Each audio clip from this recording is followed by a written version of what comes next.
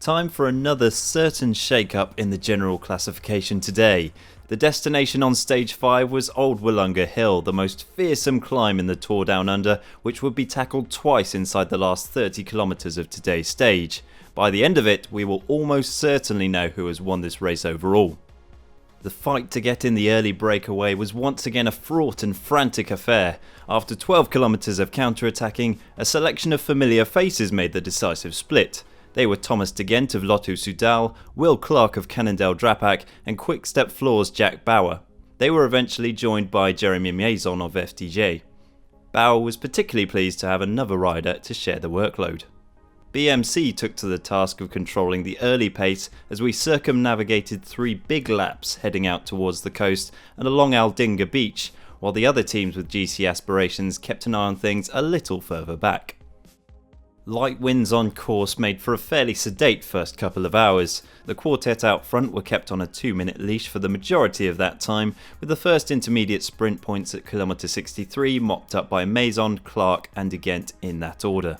The crowds were once again out in force, and things finally started to kick into action on the last of the 3 big circuits just beyond the feed zone and the final intermediate sprint at kilometre 103. The break had begun to get their heads down and started raising the tempo as we moved inland from the coast to start the 2 finishing circuits containing the formidable Willunga Hill. Thomas de Gent was at the head of affairs wearing the polka-dotted King of the Mountains jersey. His main objective was to stay ahead for just a little longer. 10 points at the top of the climb this time round would put him in a great position to keep on top of that classification for the remainder of the race. As we begun Willunga Hill for the first time, it wasn't long before Will Clark, a stocky man by pro cyclist standards, was dropped on the lower slopes, with de Gent now pushing the pace in pursuit of those KOM points. He got exactly what he wanted, as he, Maison and Bauer reached the top with a 1 minute 55 lead over the peloton, which was led by the BMC duo of Damiano Caruso and Rowan Dennis. A rapid descent ensued as they looped round for the final circuit, and with Team Sky adding some serious horsepower to the chase, things were looking bleak for the escapees as the race barreled through McLaren Vale towards what would be a thrilling summit finish. In fact, the catch was made just before the foot of the climb with 5 kilometres to go. Bauer wasn't quite done for the day, however, as he managed a final turn on the front of the quick-step train to lead the main group into the bottom of the climb. But soon it was Sebastian Henao leading brother Sergio up the climb, which quickly made a selection containing Chavez, Porte, McCarthy, Valls and Pozzovivo.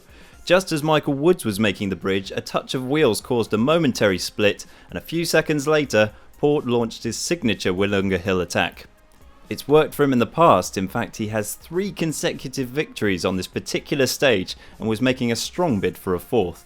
As soon as Sergio Henao sat back in his saddle, it was game over. There was no chance of catching the Tasmanian as he powered his way to a deserved second stage win of the week and importantly strengthened his grip on the overall classification.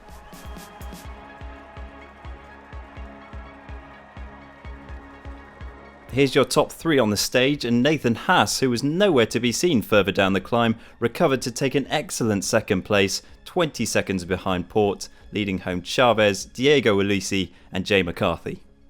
I tell you what, that hurt more than the other 3 that I've won up here. It was, I went from quite a long way out, and it's just incredible teamwork today, and I'm just happy to finish it off for the guys. It would take some serious misfortune to topple the BMC man from the top of the leaderboard now. Chavez steps up to second, while Nathan Haas finds the podium after a stellar ride today. Gorka Izaguirre dropped down the standings after a particularly rough day. The injuries he sustained in a crash on stage 3 were no doubt taking their toll.